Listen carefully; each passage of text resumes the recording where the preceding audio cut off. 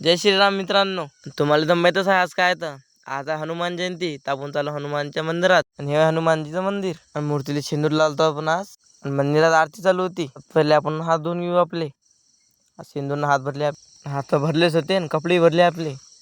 बरं शेंदूरच लागलं कपड्याला, इकडे लागलं. घरून हात धुवून आलो आपण आणि दर्शन गिर्शन केले आणि आता फिरायला गोल आपण. आणि हे महादेवाची शिवलिंग. आणि घरी गेलतो तर आपण घरी नारळच भरलो आणणं. आणि नारळ आणायला गेलतो तर कुडाळाची गाडी दिसली आणि आणला आपण मंदिरापाशी नारळ. आणि नारळ पुरं वाहिलंच होतं. आणि नारळ झालं मग आपलं शिलणं पाहून घ्या. नारळ शिलणं झाल्यावर आपल्याला भेटलं दुसरं काम, तर इंधन आणण्यासाठी. तर आपण इंधन आणण्यासाठी चढले आपल्या मोठ्या बाच्या घरावरती.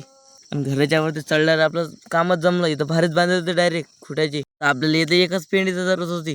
ती एक पेंडी घेतली आणि पेंडी एवढी भारी होती लय कम 30 किलोची आरामची पेंडी आहे. भारी चालली ती उचला फेकाली भारी होती. तर मग घेतली, बडा मुश्किलने घेतली वरती आणि इथं खाली फेकून दिली आपण. आणि गेली धडाम कऱ्या खाली. आणि उतरलो मग आपण खाली उतरकासाठी तर पेंडी घ्यायसाठी अंगीन झटकला आपलं. तर मागून उडी तर मारली आपण, पटवणारच पडता वाचलो आपण.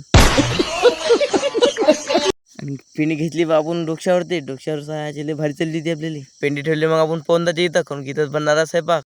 पेंडी ठेवून दिली आपण मग तिथं झाल्यावर भेटू मग आपण पुढच्या ब्लॉकमध्ये.